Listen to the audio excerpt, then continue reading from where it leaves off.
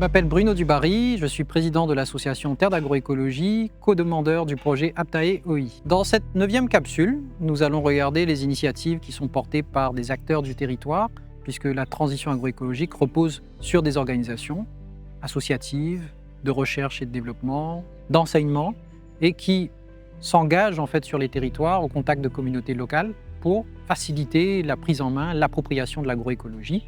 Ça prend des formats de formation, ça prend des formats de chantier collectifs. Donc c'est ce que nous allons voir aujourd'hui avec 4 exemples. Ces initiatives se trouvent sur 2 territoires, le territoire de Maurice et le territoire des Seychelles. Et nous allons donc écouter les témoignages de 4 représentants de ces organisations.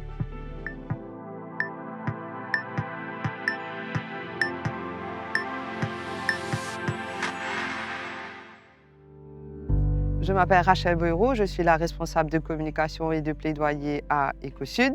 Ecosud est une association environnementale qui existe depuis 25 ans maintenant. Sa vision, c'est une île Maurice où il fait bon vivre pour tout le monde et où les droits de la nature sont respectés. Avec le naufrage du Wakashio en 2020, nous avons vraiment senti que les populations qui avaient déjà des fragilités étaient encore plus fragilisés par le Covid et par le Wakashio parce qu'il y avait une détresse sociale dans la région et aussi un gros problème de sécurité alimentaire et d'accès à la nourriture. En 2021, on a commencé des initiations à l'agroécologie avec la collaboration et la participation des habitants de la région. À l'époque, on a commencé avec une boutique solidaire et cette boutique solidaire a été mise en place avec nos partenaires qui sont, eux, dans le domaine social. Et c'est comme ça, en fait, qu'on a commencé à créer un peu la communauté ROC. Donc, les gens, quand ils s'inscrivaient à la boutique solidaire, ils avaient un parcours de 6 mois. Donc, ils pouvaient bénéficier des denrées alimentaires vraiment à moindre coût. Et en parallèle, dans leur parcours à la boutique, ils bénéficiaient des formations, des initiations à l'agroécologie et aussi à la cuisine. Comme on aime bien le dire ici, c'est le projet Resilient Organic Community. C'est une communauté de plantes, mais aussi une communauté de gens qui fait la force du projet. Ils emmènent aussi leur expertise par rapport à tout ce qui est agriculture, les plantes médicinales, etc., mais aussi la cuisine. La cuisine a commencé en 2022 et l'idée de la cuisine, c'était de compléter la boucle en fait, de cultiver la terre, de planter, d'avoir des produits qui sont localement adaptés. Mais une fois qu'on les a, ces produits-là, c'est comment les réintroduire dans notre culture culinaire, dans ce qu'on a oublié un peu. Donc aujourd'hui, si on vous dit qu'on peut manger des peaux de banane ou des gratins de banane, comment est-ce qu'on prépare des patates douces ou des farata bread, c'est des connaissances qu'on a un peu oubliées. Tous les jeudis, la communauté se réunit pour explorer des nouvelles recettes, partager un repas ensemble et les mardis, on se réunit pour travailler la terre ensemble. Nous avons développé des engagement days à la ferme agroécologique où les compagnies peuvent venir faire des team building. Dans ces team building, ça les permet de découvrir et de comprendre l'agroécologie, comment fabriquer son compost, les bioréacteurs, comment redonner vie à la terre et au sol, de participer aux activités de la ferme qui soutient directement Ecosud et le projet. Et à travers ces team building, ils soutiennent aussi les communautés qui collaborent avec nous à travers ce projet. Parce que 4 ans maintenant, on a organisé 9 sessions d'initiation en agroécologie et aussi cuisine locale, où ça nous a permis de toucher à peu près 250 à 300 personnes de la région. Et notre vision et notre ambition, en fait, c'est de voir un peu des mini-rocs un peu à travers Maurice où les gens se réapproprient leur terre, pas uniquement leur terre, mais aussi de choisir ce qu'ils peuvent manger sans pesticides, sans rien de néfaste pour la terre, mais aussi pour notre santé.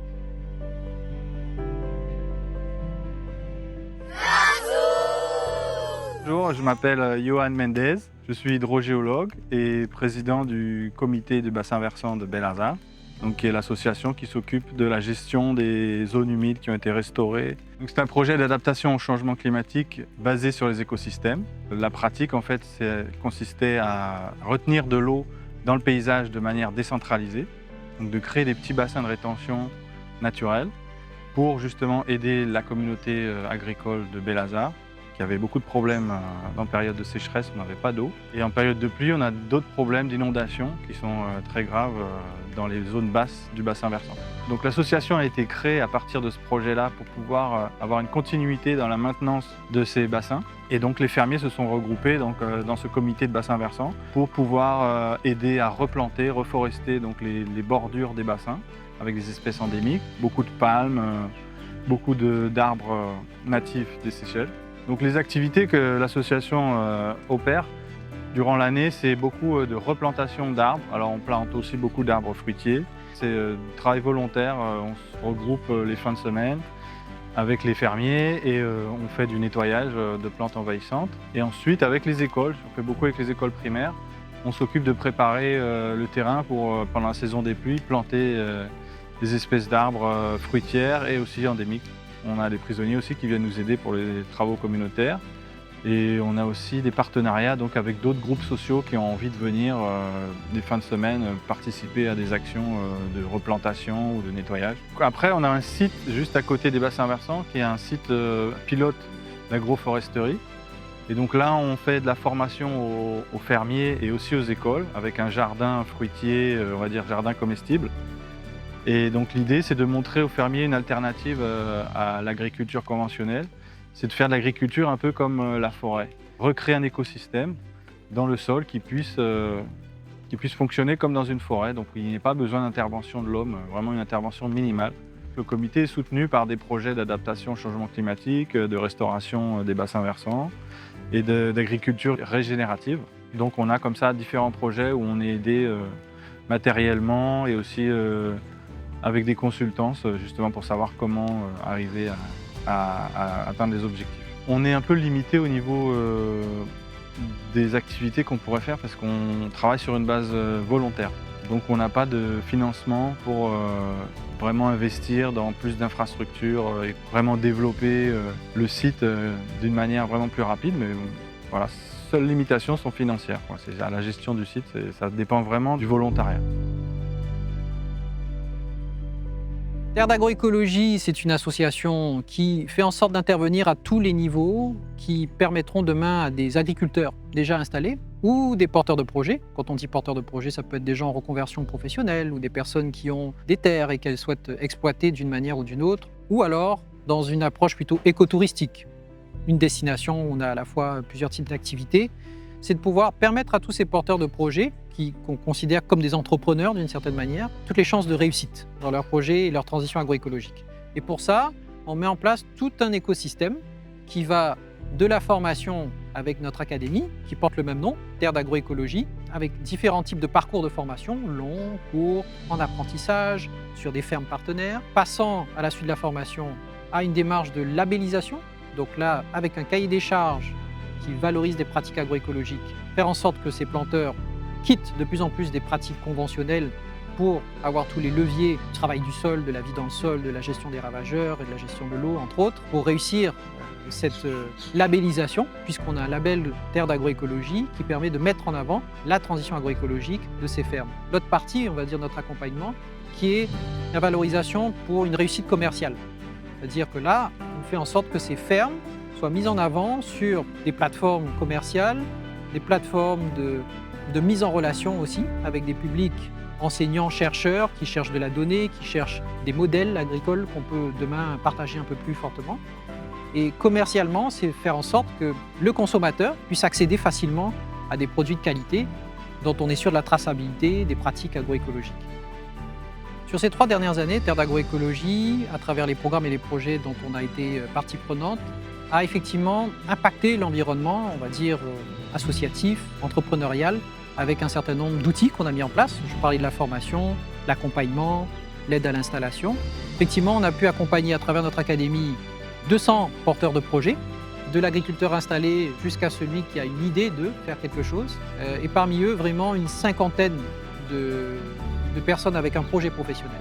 C'est aussi une dizaine de fermes que nous avons accompagnées vraiment avec un conseil agroécologique jusqu'à la labellisation. Près de 2 millions de personnes en cumulé qui ont été touchées par nos messages. Donc, c'est les parutions presse, les plateformes régionales de projets de coopération dans lesquelles nous étions impliqués, capsules vidéo que nous avons réalisées et diffusées aussi dans le cadre de Aptae OI. C'est une audience quand même considérable sur 3 ans, mais c'est encore peu au regard de l'évolution des habitudes et des pratiques qu'il va falloir mettre en place. Mais ça montre qu'il faut des programmes et des projets qui accueillent l'ensemble de ces démarches structurées avec des moyens humains, des moyens techniques, des prestataires, des outils qui doivent durer dans le temps pour qu'une transition se fasse. Je suis Jacqueline Sauzier, la secrétaire générale de la Chambre d'agriculture qui implémente des projets visant à promouvoir l'agroécologie depuis 2017 et nous sommes partenaires du projet Aptae depuis qu'il a été instauré il y a 2 ans. Ce que nous avons appris au cours de ces 2 dernières années, c'est qu'il existe une foultitude de petites techniques qui, mises les unes après les autres, peut aider les agriculteurs de la région à réduire l'utilisation de leurs produits phytosanitaires, mais aussi à avoir une biodiversité et un environnement sain pour une production de légumes sains. Ce que nous souhaitons faire maintenant avec toutes ces données qui ont été récoltées au cours de ces 2 dernières années, c'est de les mettre en pratique auprès des agriculteurs mauriciens.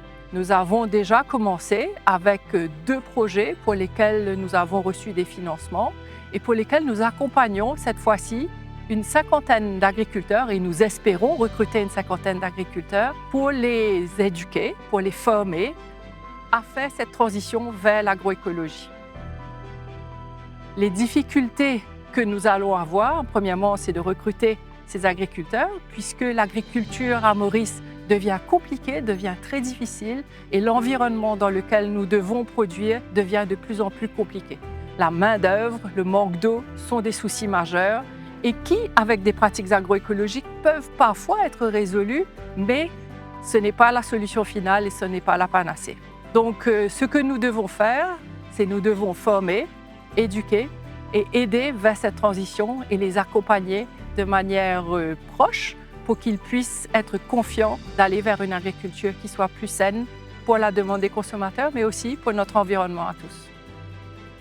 Depuis 2017 jusqu'à 2022, nous avons donc accompagné pendant 5 ans 13 agriculteurs. Les résultats ont été extraordinaires, avec des hauts et des bas naturellement. Le bas, c'est que l'âge moyen des agriculteurs mauriciens est vraiment effrayant parce qu'ils ont 55 ans et plus et la relève n'existe pas. Ça, c'est un premier point qui est hyper important à faire ressortir. Le deuxième point qui est très positif, c'est que nous avons réussi en les accompagnant à réduire de manière significative l'utilisation de produits phytosanitaires. Juste 57% de moins de produits phytosanitaires ont été utilisés en moyenne sur les 13 parcelles, les 13 agriculteurs que nous avons audités, avec des pointes jusqu'à 92% sur certaines cultures, qui fait que si on est au courant, si on a la formation, si on est accompagné et qu'on se sent confiant, je crois que la transition agroécologique peut se faire de manière à ce qu'on ait moins de produits phytosanitaires et aussi qu'on ait des rendements qui soient tout aussi acceptables pour le consommateur final.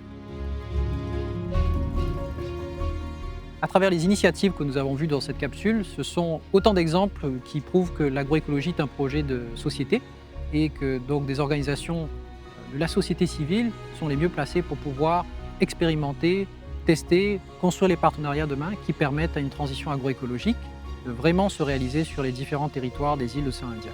Donc ça rappelle la nature même du projet Aptae OI qui était de venir constater l'existant sur les différentes îles et de le valoriser, notamment à travers ces capsules. Les témoignages qui sont emmenés par les organisations dans cette capsule sont autant d'exemples de manière de mettre en œuvre la transition agroécologique sur le territoire dans une approche communautaire, vous l'avez vu, des bénéficiaires, des techniciens, des bailleurs, financeurs qui soutiennent pour que, effectivement, la société dans son ensemble arrive à s'approprier l'agroécologie comme un modèle de société.